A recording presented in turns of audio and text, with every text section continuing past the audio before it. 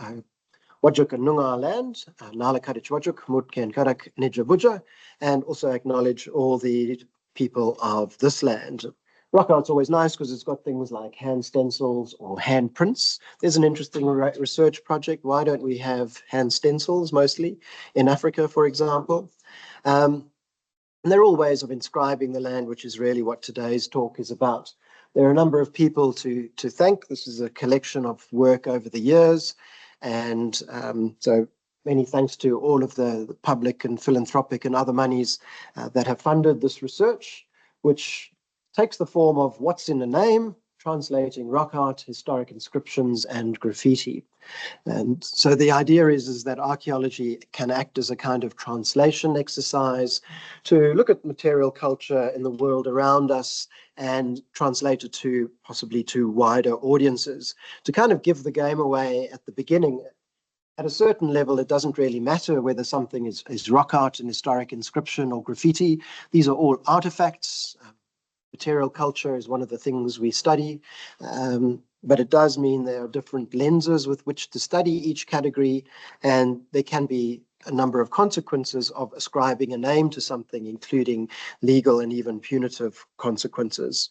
Now, I'll chat about this image of Thomas Baines in a little bit.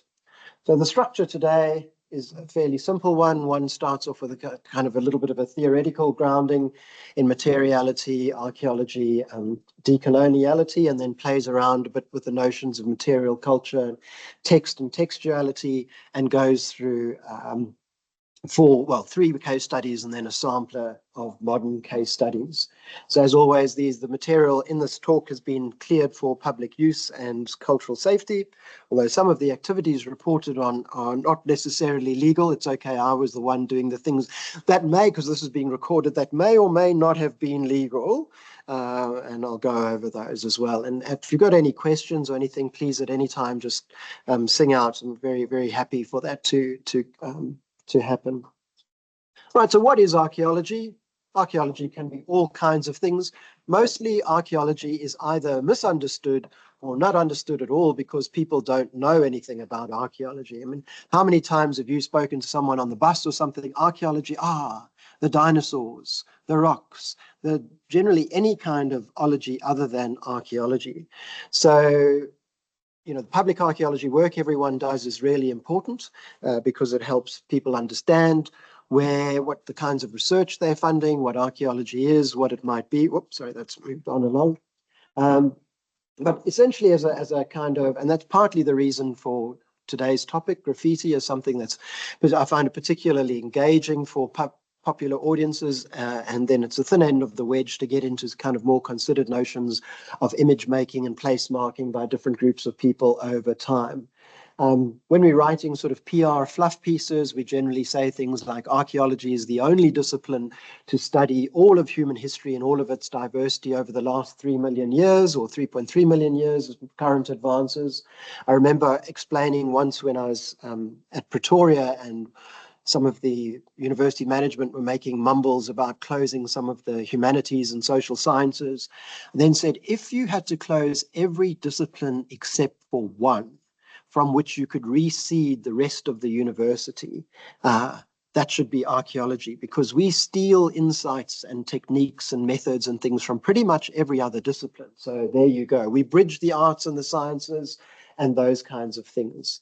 Nonetheless, we are also a colonial, imperial, neoliberal discipline. It's not all sort of moonshine and roses kinds of things. So we also have to be aware of our disciplinary histories and what we're looking at. This is classic sort of third wave feminism, Haraway and others that say the perspectives we have are very powerful, but they're also very partial. We must avoid the so-called God trick of appearing to see everything from nowhere and be clear about what we can make informed comment on and what we can't. We're very useful, I think, in playing with scales of place and time. People today think of themselves understandably in the kind of here and now and don't always contextualize their experience in the kind of broader flow of humanity. Existential crises and threats like climate change, for example, we increasingly offer insights there, how people have adapted to these in the past, less from a technical point of view, but more from a kind of social point of view, looking at rock art. Could you consider rock art, for example, as a mechanism for the regulation of environmental and social change, for example? And we play reasonably well in groups, so we have these multidisciplinary approaches. And rubbish, we like rubbish, we study what people leave behind. That leaves us with contemporary archaeology, or leads us to contemporary archaeology, so which seems to be kind of contradictory and say archaeology is the study of the past. Although someone once said to me, said, well, everything you've just said is in the past, so when does your past start? And it's quite an interesting one. Does anyone know where this is a picture of the Oxford Handbook of Contemporary Archaeology? Anyone want to hazard a guess? California, US, actually I think it's Nevada. Burning Man. So it's a very interesting exercise. Oh, yep, thank you for Burning Man for online. So the agreement here is, I mean, Burning Man is huge, right? There are thousands and thousands of people who come, but the agreement with the Bureau of Land Management is once Burning Man is finished, you have to clean up everything, and if the Bureau of Land Management find more than two 20-litre, those big petrol drums worth of rubbish, they cancel Burning Man. So from a material culture point of view, it's quite interesting that you have this massive event that leaves almost no trace. And a lot of it can trace its origins, all sorts of places. But for example, Bill Rathje's garbology kind of work. Now, people forget that he was a standard Mesoamericanist. He was looking at patterns in middens and how middens form. So he's looking at site formation processes. And he thought, well, if we look at a modern analog, modern rubbish dumps, maybe it's the same. It sort of was and sort of wasn't, and had a unexpected public health benefit from looking through people's rubbish in a structured way, particularly around alcohol abuse. And so spawned a whole lot of projects that deal with the world that we have here today. And it's one of those fields of study that you're kind of in two minds about. Sometimes you say, oh, that's really cool. And I remember being at a TAG conference and someone was talking about looking at a campsite, a modern campsite where people put up tents and things, and finding a bunch of tent pegs. And I kind of thought, well, what's the point of that? Isn't that in fact a bit of a waste of money, perhaps? It's very difficult to we've always got to be careful of judging other people's research, but always got to be mindful that it is funded by public money. So what does it offer us if we use it in a reflexive way? So what it does is it says, well, in fact, archaeology is a surveillance technique or set of surveillance techniques. Some come from the military, things like GIS, all of those kinds of things. It's how we surveil, for example, the past. But if we're interested in, for example, decolonial agendas, maybe contemporary archaeology, as many have argued, González Rubal and others, we should turn that lens on ourselves. We also make material culture, lots of it.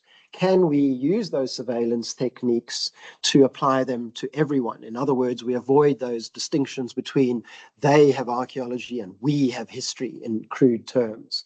Can this make archaeology more democratic so that it applies to all people at all times rather than imposing any sorts of arbitrary time divisions? Because in fact, to me, the thing that comes out is that in archaeology, we theorize time really badly. We've got lots of dating techniques. We produce a lot of numbers, but this is where the archaeology as translation exercise, I feel, comes in, is that the geochronologists and other clever people who produce those numbers that we work with, they produce the numbers. They don't necessarily make any great claims for them. They leave it to us to translate those numbers into meaningful dates, depending on what it is we're looking at and what our research questions and such like are. And so when you get asked questions about working in contemporary archaeology and whether that's really archaeology or not, that's sort of my response or answer. Okay, then, so do words matter? Part of this comes to me because I had a very short and very disastrous career in English, but I still like words. So what happens when you look at rock art, at graffiti, at historic inscriptions? What are those? Do they require different forms of analysis, different forms of archiving, curation, different forms of consultation? What are the stakes of it? Art, all of those different kinds of things. So I'm going to take you through a series of case studies to kind of lay out some of the theory of it. But first, a little play first of Tilly's very important work, material culture and text, comes along. So he didn't necessarily put it as such, but can we understand material culture as a text? Can artifacts be read? So on the good side is, Tilly and others are saying, well, there's a complex system over here, there are underlying structures, and we need to be able to decode those in order to arrive at an understanding of the past. So it assumes that the past is knowable, a common kind of assumption in archaeology, one that we kind of have to have. But is there, in fact, a kind of textual logic to artifacts? And part of the problem is working across structural linguistics and just linguistics, for example, you have things like subject, object, predicate, and they can only exist in a finite number of relationships. So does that work for material culture? Is it working on that textual descriptive logic? Are we trying to essentially colonize the past through understanding it through a means with which we are familiar and assuming that the past is knowable? Or could we turn it around and look at text as material culture? So theorists like Elizabeth Edwards sort of changed the field of archival research by, for example, not just looking at photographs in collections, but looking at which photographs had been taken out and thumbed the most and looked at annotations on the photographs, all of that. So this is defining text as a very broad sense of photographs and other things that archivists call marginalia, personalia. I remember going through collections, you used to have cigarettes in those cardboard boxes that archaeologists, they're busy. You always see photographs of them smoking as they're excavating and then wondering why their radiocarbon dates aren't working out so well, kind of thing.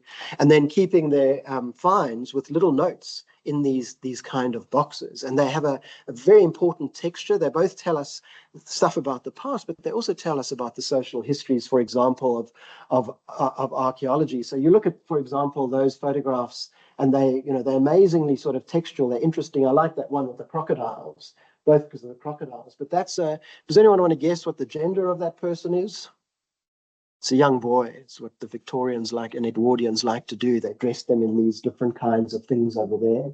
So I find this approach useful for looking at something like rock art in general, rock art in this expanded version of text, and certainly things like graffiti, and looking at it as well as a kind of context. So to step away from the artifact a little bit, standard archaeological practice, what is the chain operatoire, if you like? What are the mental and physical processes by which, for example, rock art is made? People say, oh, was rock art made by men or women or children? Well, when you look at the sourcing of pigments and mixing it together and maintaining paintings and performances around paintings and things, it's almost certainly a cross-gendered, multi-temporal process. So, are we interested in original meanings, or are we happy with something to have multiple meanings as we go, as we move around over time? And so we just get these little palimpsests that our analytic is able to find every now and again. All right, so first up, very familiar people using the exonyms Sand and Bushman, or the various groups that made them. So we have their rock art, and there's a voluminous literature, not just with Sand, but elsewhere. Is this word rock art the correct term to use for this thing that we apprehend out in the field? I'll leave that discussion perhaps for another day, because I quite like it that the term rock art bothers us, that it doesn't actually, these words don't actually capture this thing that is out there in the field and that we encounter in various ways. Looking at a more kind of orthodox kind of way of looking at rock art, it's a way in which to order your world and to image and imagine the world and to influence the kind of world out there and within a society. So the sort of classic images or contact rock art images, I think that many people are familiar with, in which you have Indigenous people going through these thought processes of who are these people, fixing those images in essentially a conversation piece in the form of rock art, and emphasizing some things and ignoring other things. So some of you will know this painting. So this is from near Smithfield in the Southern Free State. So this is about the most exciting thing that has happened in the last few hundred years in Smithfield, I reckon, knowing Smithfield quite well. It's a great rock painting. And what you have, so here is the shelter in this little inset. So you can see just a very small little rock shelter on the Little Caledon River. And in here, you have this amazing kind of rock painting. It has been published by a number of people in various ways, but kind of breaking it down in as a not exactly as graffiti, but as this rock art that is dealing with something new, something that is temporally recent in the world. So the redrawing, as we like to do redrawings, this was by Johan Norkier under the guidance of Jannie Loubser, is what you have is the Europeans, or what have been interpreted as Europeans. The interpretation, some people have said, well, like with a lot of sites, Pat Winnicum and others recorded in the Drakensberg, not very far away, in Kuslamba Drakensberg, is clothing isn't an indicator of identity or ethnicity. You can get clothes from anywhere, for example. But I think what tilts it in the favor of being Europeans is this hands on hips posture that human ethology tells us is a possessive aggressive posture. When you find other rock arts like Kurana rock art, people are holding hands. Here they're kind of making that statement, and they've got powder horns and guns, these long figures of guns and the powder horns that they have with them. So that's sort of like a sort of iconographic plus human ethology kind of interpretation. Then you've got these felines, these bristling lines. Interestingly, they've actually got reasonably defined heads, which they often don't have. And here, kind of standard research would turn usefully to the ethnography, in which you have different animals of different taxa, like the eland, which is on the positive side, and things like the feline, which are on the negative and threatening side. So among these Europeans in their possessive aggressive posture, you've got these bristling lions sort of nuancing the image, saying, oh, watch out here, all sorts of things might be happening. You've got these horses. So the horses are interesting. So this site is known. Orpen, the magistrate, finds this site in the 1860s. And some people have said, well, these horses have these dots on it. They're dappled. You get dappled horses like Appaloosas. But as far as is known, Appaloosas only really are introduced to the country maybe 10 years or 20 years after in the late 1800s. So it might not be an actual depiction, again, turning to work like Thomas Dowson's to look at entoptic phenomena, saying, could these be those little micro dots of potency, showing the horse as a new thing on the landscape? And you'll notice those sort of dots are also on one of the European figures. Could they be showing a concentration of potency? And again, with well-known research, drawing from work like Lorna Marshall's, showing that potency, it's a bit like electricity. A little bit of it is good, but too much of it can be dangerous. So that could perhaps be read in that way. And then the way that I find most interesting, you'll see these paintings, and they're quite a bright color. So what Jannie called block paintings, they almost look like chalk. They're not those deep reds and ochres that are probably fire treated, but also the micaceous ochres that you get that are much a sort of darker, deeper hue. They're much brighter. And I've debated this with a number of people, where people have said, well, this is at a time where perhaps that area, Mary Leslie's work in that area shows that area of the Caledon as particularly a refuge area. Maybe the hunter-gatherers retreated to there and were then using local pigments because they couldn't get to the basalt layers or into Lesotho or further up the river valleys to get to the pigments they normally would have used. And so the pigment is signaling that what's the English word for this limiting of their mobility, and the fact that the site is hidden away.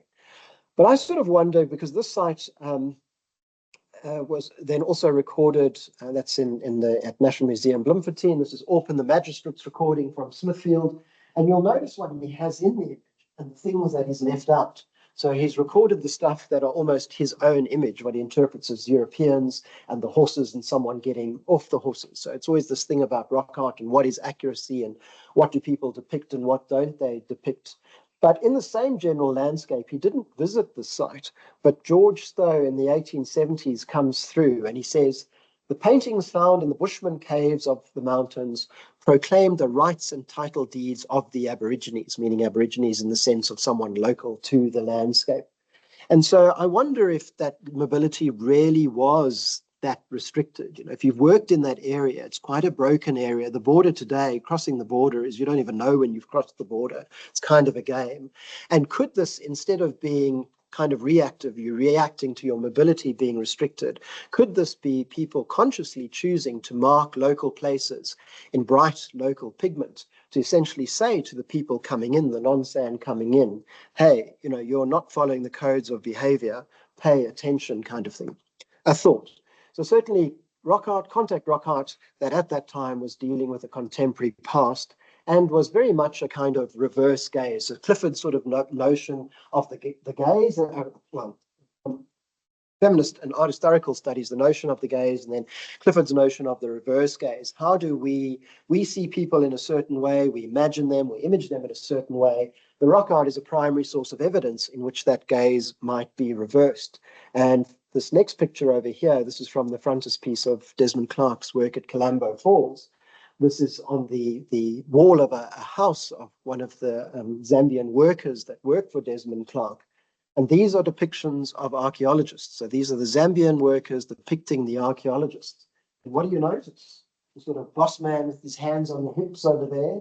And then the commentary that goes about it is how busy and all of these archaeologists are. So they're so formed certainly at the time of contemporary archaeology. I think it was put on the front as a kind of humorous kind of piece, but I think it goes actually much more seriously than that. Case study 2, one of my favorites in the Baviaans Kloof in the Eastern Cape, and with Thomas Baines. Thomas Baines is an interesting guy, came to Australia, copied rock art as well, copied all sorts of different things. He was a wheelwright and a cart maker for a lot of times. But he produces this image over here in 1849, in January 1849.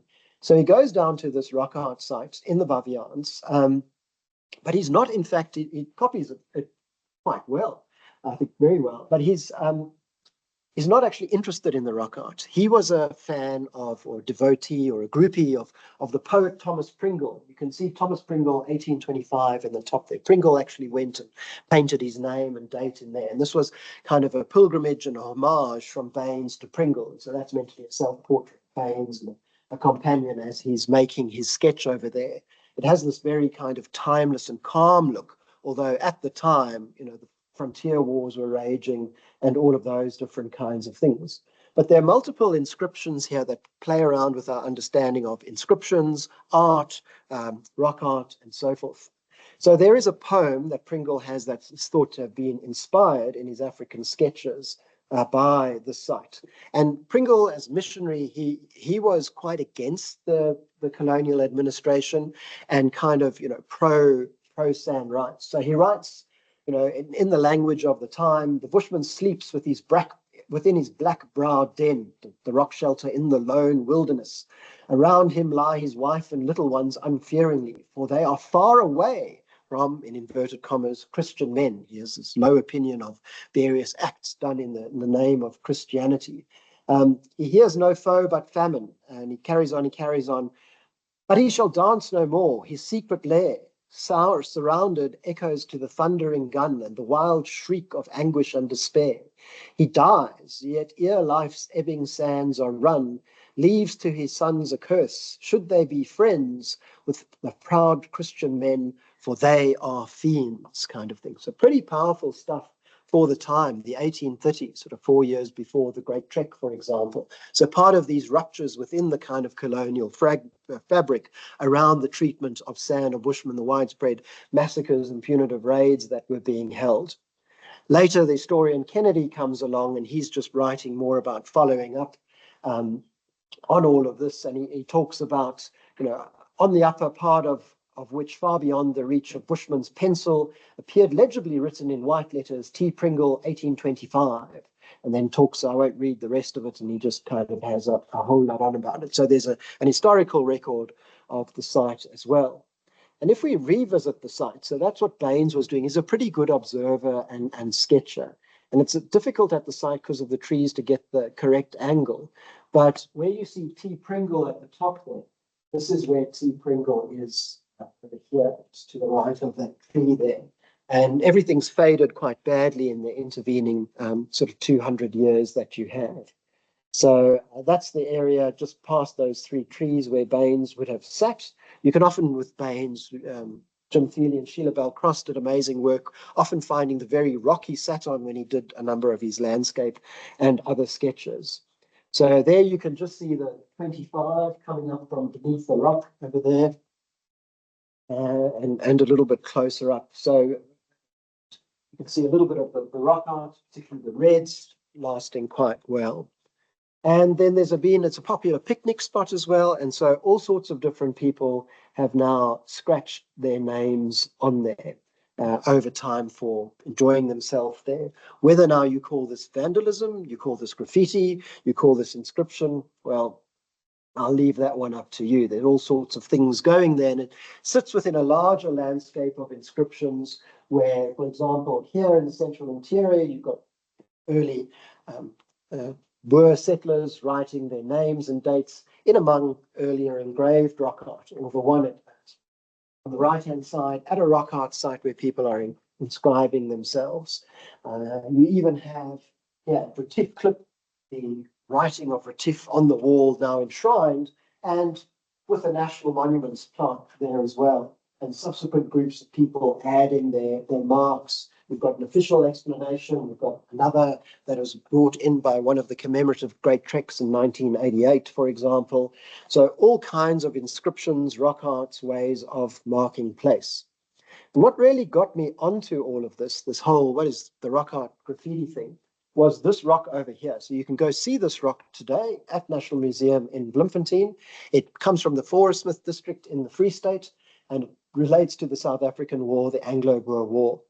So in 2000, I was asked to give a paper at Free State University on the centenary of the Anglo-Boer War by a colleague. And initially I just said, no, we got the Boer War and the Great Trek in school everybody year. It's the last thing. I'd rather stick needles in my eyes. Thank you very much. But then I got thinking about it a little bit, since this is just a redrawing of it. And when I was recording hunter-gatherer rock engravings in the central interior, they often came with these other inscriptions made by soldiers, particularly during the Boer War, but there are also things from the Great Depression and all sorts of historic inscriptions, if you like. So on this, what I call the man against the empire stone, what you have is, you have the product of this guy, Ik, I, 4 year van de Bijl Lamprechts. So this is him over here, PL, Peter Lamprechts, over there. 28th of March, 1902. We've looked under the microscope. It is 1902, so the South African War is 1899 to 1901. So this is done after the war. And he's got here Met O Sam, with old Sam. There you have Sam, the horse, with PL. MM is probably the Mod Mauser. I'm not sure what the here he, on his own, is busy hands-upping or shooting all of these British soldiers. Lord Roberts, who becomes Lord Robber over there. You've got the white flag, obviously with the contrast, it looks more white over there. And it says, Kuka, Kaki, hands up, bogger, of skit. So Kuka is either the Setswana for put your hands up, or the sound the Lee Medford, the Mod Mauser goes a Kuka. Kaki, the derogatory term for the British in the first Anglo-Boer War, which we won.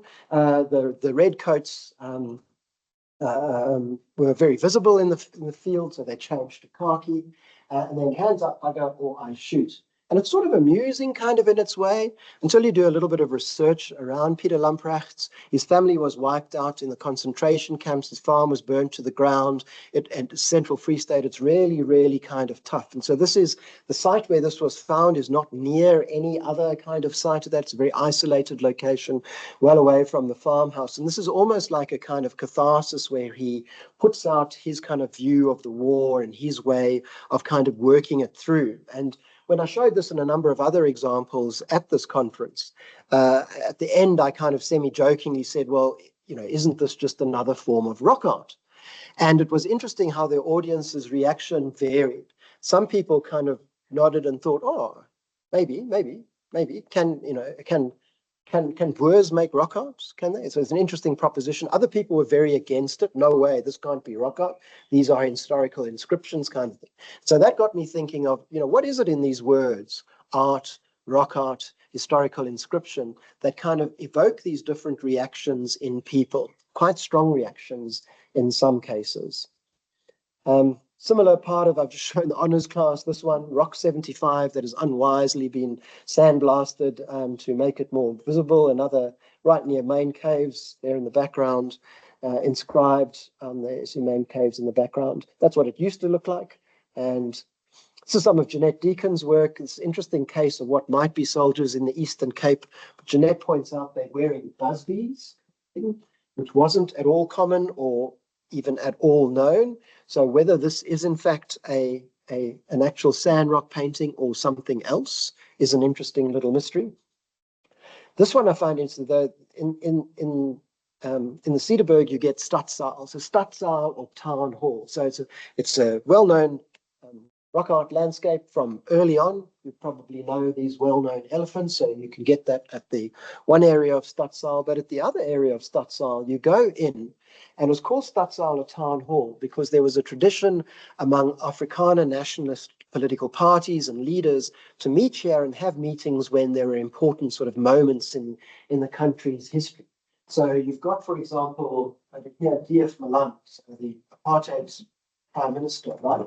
Dr. D.F. Malan, with all of his titles, and the purpose put all of his titles underneath them. Speaks to a certain insecurity, I think. Anyway, and you get all sorts of farmers and other prominent people, the Nevotes and that, coming at various times and writing on here, obviously.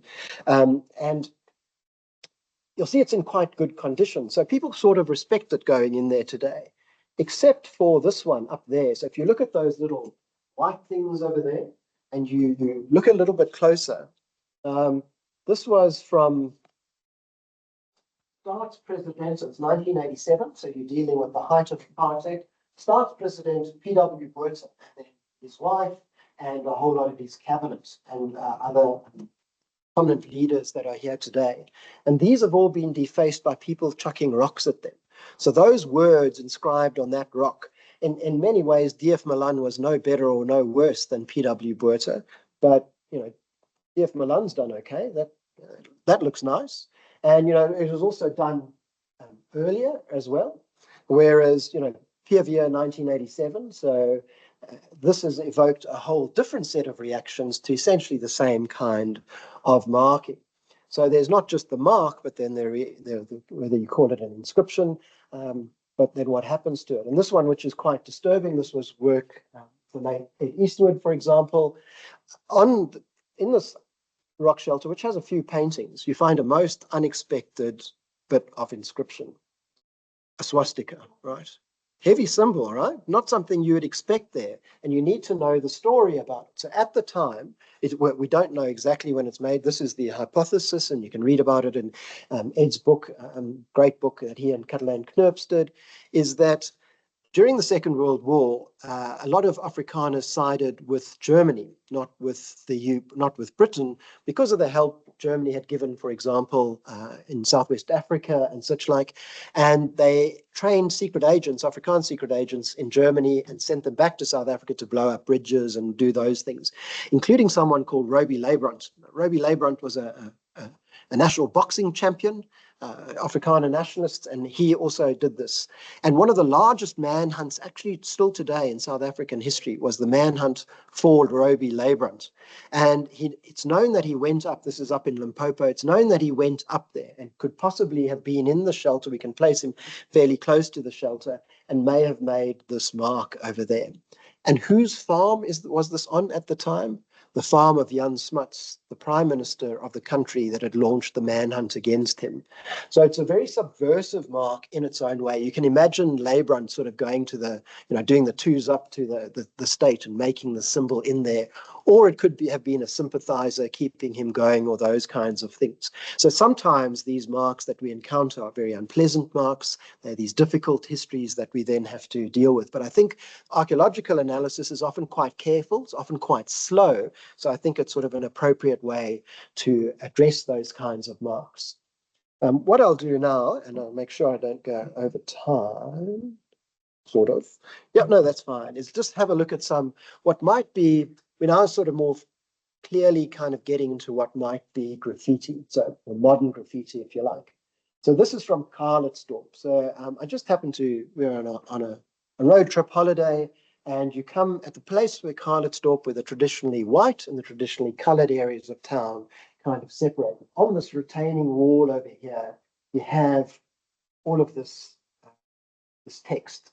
So whatever word you're going to use for it, I'll leave that up to you. But you're in Karlitsdorp, sweet wine capital of South Africa, and you have materie kan nie skep of vernietig word. Matter cannot be created or destroyed. So Okay, you can imagine sort of sitting on the back stoop, having a bit of sweet wine and thinking big philosophical thoughts. Time is infinite, Platus infinitive. Okay.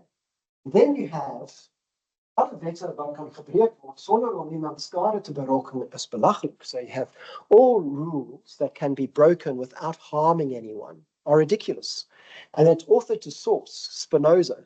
So Baruch Spinoza is like a pretty heavy duty and obscure for many people philosopher. Has anyone here heard of Baruch Spinoza? Someone in Karlitsdorp has been reading deeply into Spinoza. You know who's written it. But then of interest to archaeology is they have this essentially timeline over here.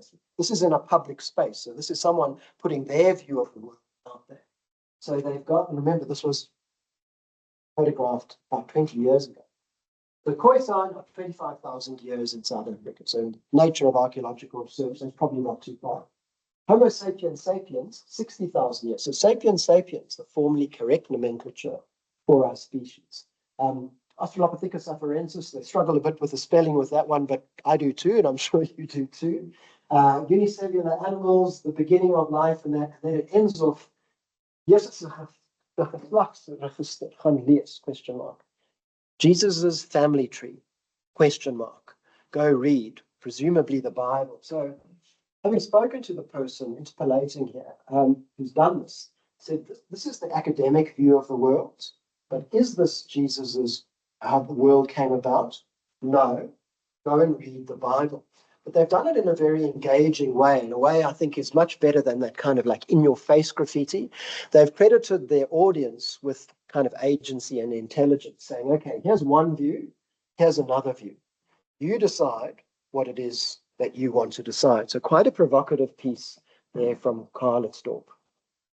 There's a well-developed literature on the archaeology of graffiti, theme issues, all sorts of things that are around it.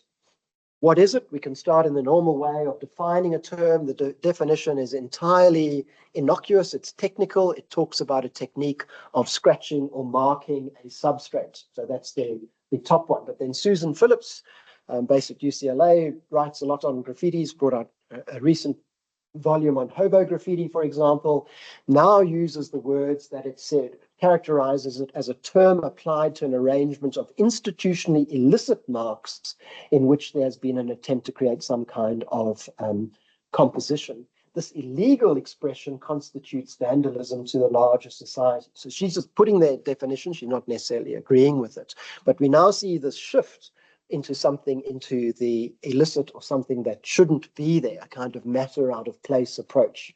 So lots of recent, I don't know if you followed Banksy's most recent work. Do you know what's happened to it as of last week?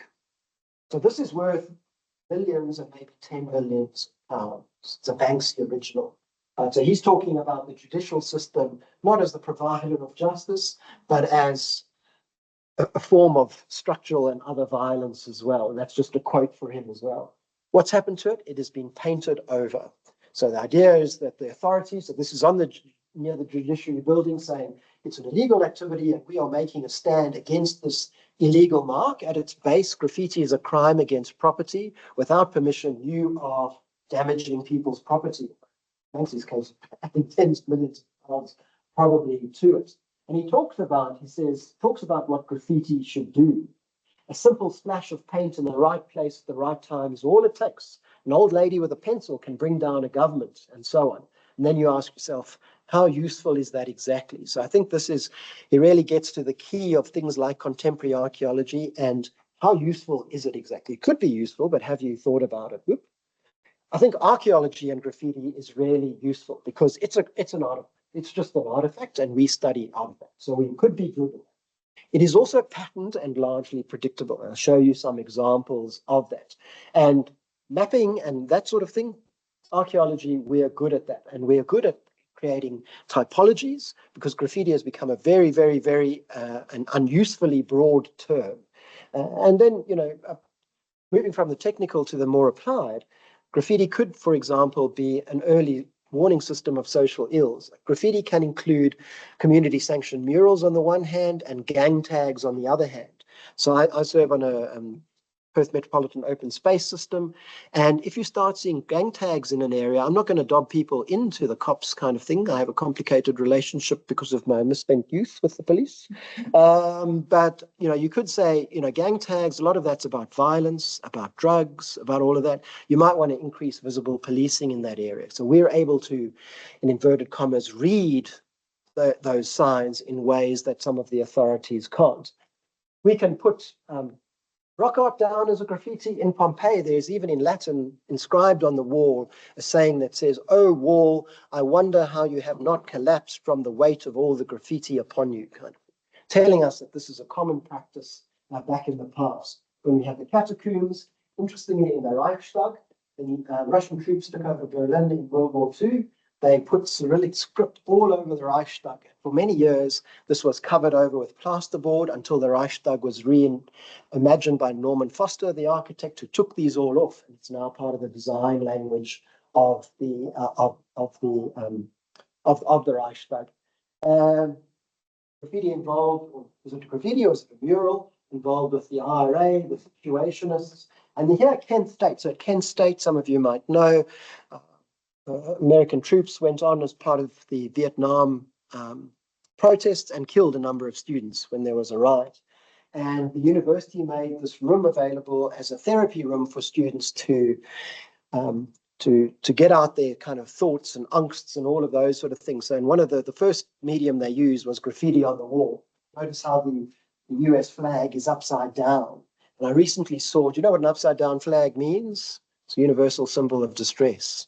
And so I recently saw park rangers in the US flying an upside down or draping an upside down flag in Yosemite on El Capitan as a protest against the cuts made to national parks under the current US administration. So it can be a very powerful thing. It can be a very in two ways, sort of in your face kind of thing like that swastika, or therapeutic like that.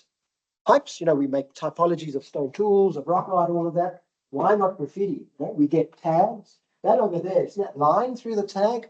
Much more effective than painting over a tag. Because if you paint over a tag, what's the person you've painted over going to do?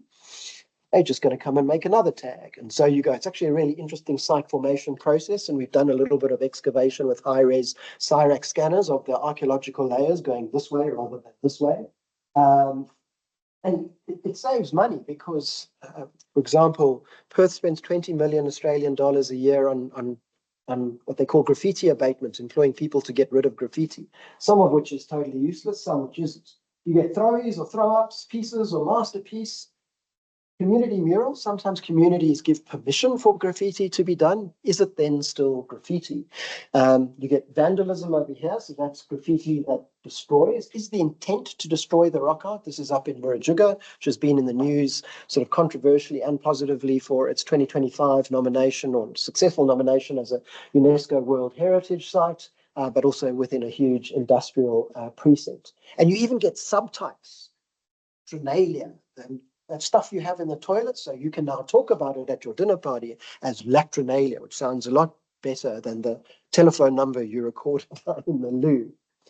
But it comes with some pretty heavy-duty ethics as well, is that you're involved, Susan Phillips is right, some graffitis like the community murals are sanctioned, but others, you're involved in criminality and criminal networks. You might not be doing anything criminal yourself, but you're involved in those. So you could have the police or the authorities come to you and say, do you know who, here we're studying graffiti, this has happened to me, do you know who made this mark and this mark and this mark and this tag and all of those sort of things.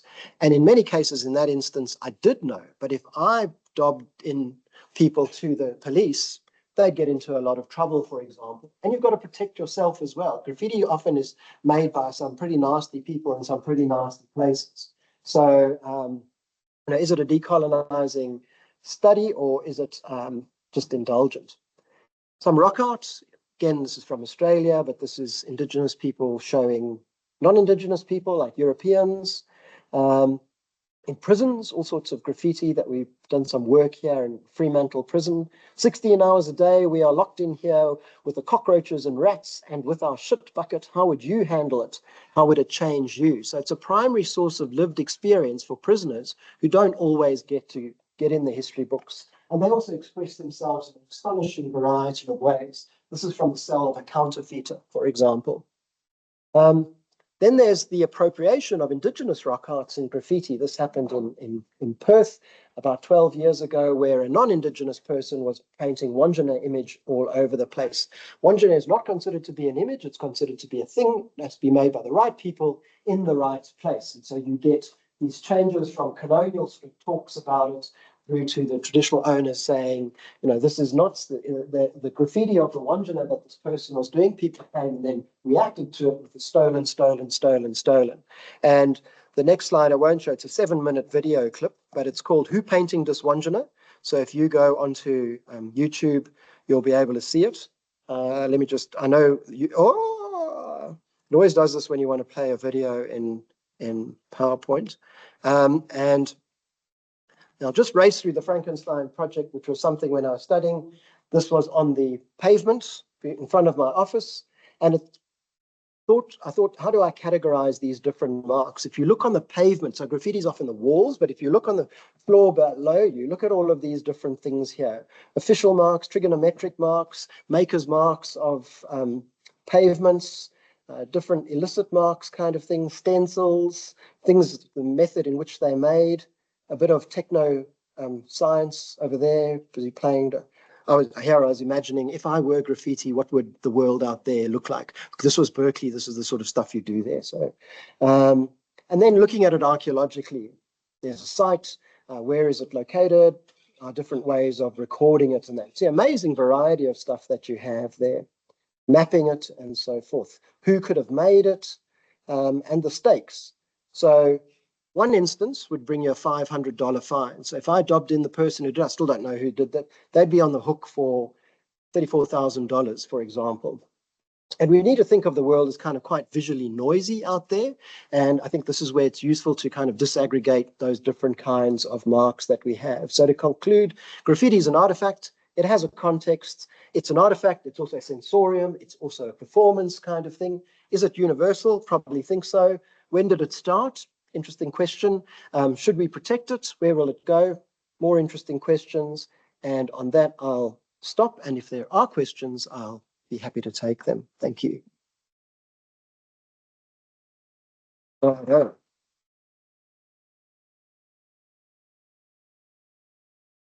So if there are any questions from the floor or online, go for it. There is. Yep, go for it. Sam. Thank you very, very much for that, Sven. I always enjoy your talks, and that is one of the most enjoyable talks I think we've had in this forum for a very, very long time. Again, another masterclass just like last week. And I really enjoy your PowerPoints and your delivery. I just quickly, would it be possible for you to go back to the soldiers with the busbies? I've got a little sort of comment on that, which is, I hope, in keeping with your talk. So what am I sharing? Let me do stop sharing and then I'll reshare. Share. There. Huh? My comment was really just on to do with the along the same lines as perhaps the lions and the muskets and the potential signaling to others or warning, as opposed to commemoration or anything like that. There we go. Oops, sorry. Now, when we went to this site, I don't know if you can move your cursor all the way across to the left-hand side, but there is, in fact, an ostrich in there. And I see its legs Brent, here, yeah. Yes, can you see all the way over on the left? Mm. There's a pair of white legs. So all the so-called soldiers have these white legs. And the furthest left is an ostrich with a black body and white legs, and you can see its neck go diagonally across the figure second from left. It goes up and up and up, and then it goes into, it's got a little white head there. So this ostrich is sort of peeking into the situation. And a lot of the soldiers' legs are in fact quite ostrich-like, and some of them are almost bending backwards at the knee. So this is Brent Sinclair Thompson's work as part of his PhD, pointing out that in fact ostriches were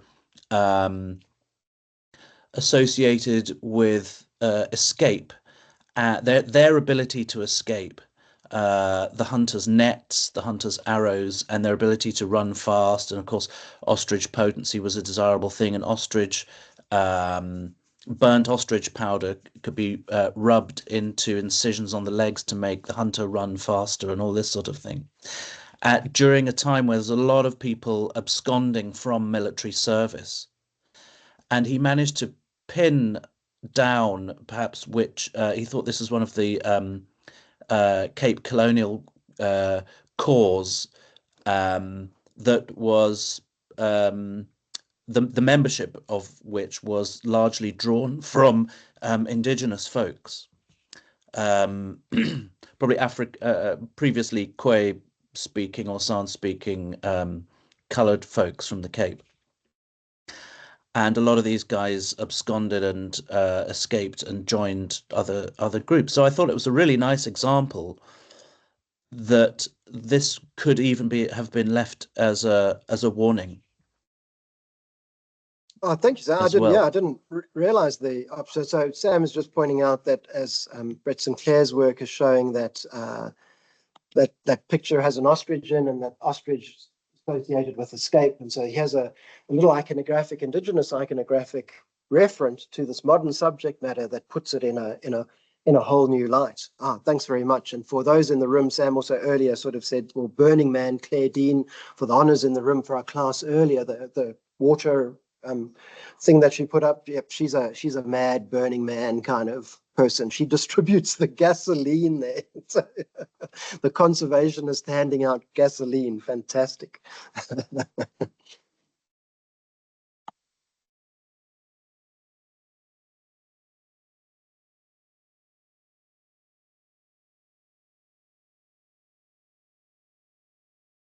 No, that's a lot.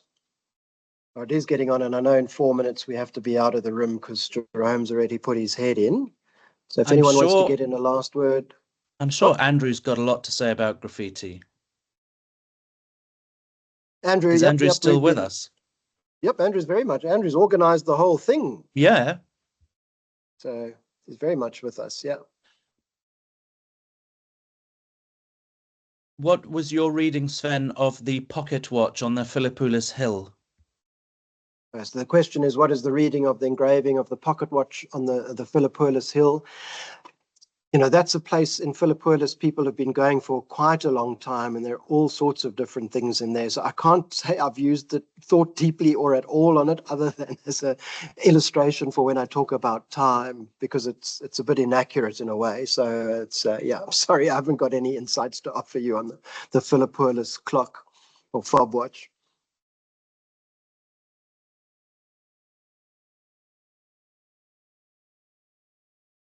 All righty. Oh, sorry.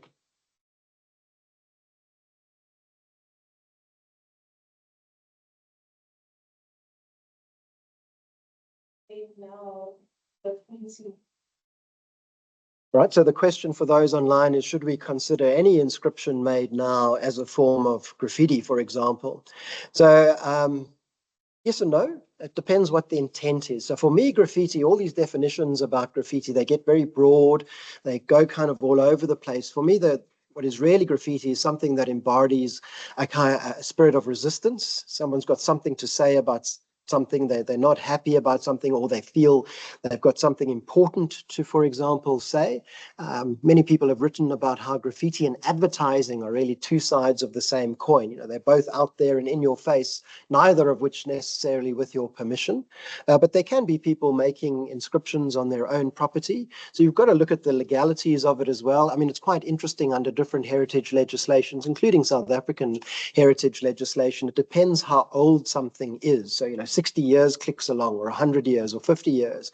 And something that might be under the modern legal system illegal, then transfers to becoming a heritage resource or a heritage artifact. And then that same legal system has to protect it, for example. So that swastika, for example, there have been some fairly serious discussions by new owners of the farm, or new at the time, who really didn't want that. That's a disturbing. They're of Jewish ancestry, and that you wouldn't want that on your farm. At the same time, it's part of the country's history. Now, do you remove it or do you keep it there? So that's where I think it does matter what we call something. It matters legally, for example, whether you're calling something rock art in terms of the legislation or graffiti. You very seldom will get a permit to be able to remove rock art, but you much more easily will get to remove something if you call it graffiti. These are all artifacts that tell us about people. And for me, I enjoy graffiti because it's often giving us the voice of people who often don't have voices, for example. And you know how graffiti often has like letters, but you can't quite make out the words yourself. It really frustrates people who are sort of text literate, but they can't, in inverted commas, read what's out there. So there's an interesting tussle between kind of the graffiti, the writer, as they generally prefer to be called, and folks like ourselves studying them. So that's the world we're all going into: what's worth keeping and what isn't worth keeping, kind of thing. Yeah. Dave.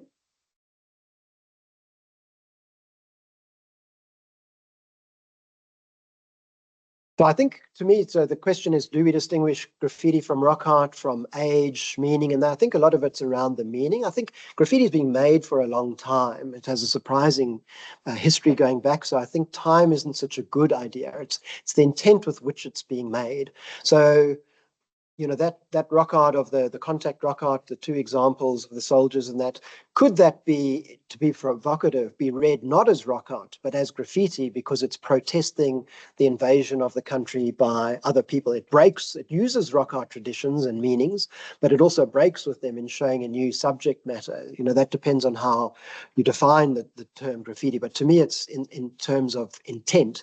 Very often in the legislation, it's around intent to deface something that is already there, for example. But if someone just comes on an empty wall, or we had a case in Ladybrand where someone wrote something in a rock shelter that didn't have any archaeological artifacts in it, and the property owner had given them permission.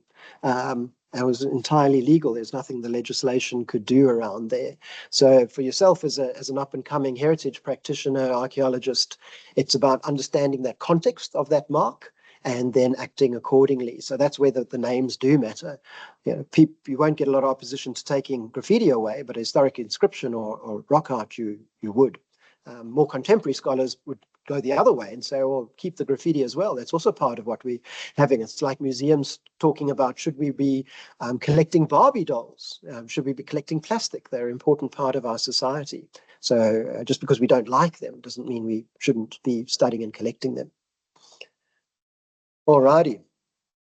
All right, I think, yep, time. Hey, thanks very much, folks. Thanks very much, folks online. Sorry, it's lovely to see a lot of old friends and names, and see you as and when. If you ever travel sort of east, far east, give us a shout.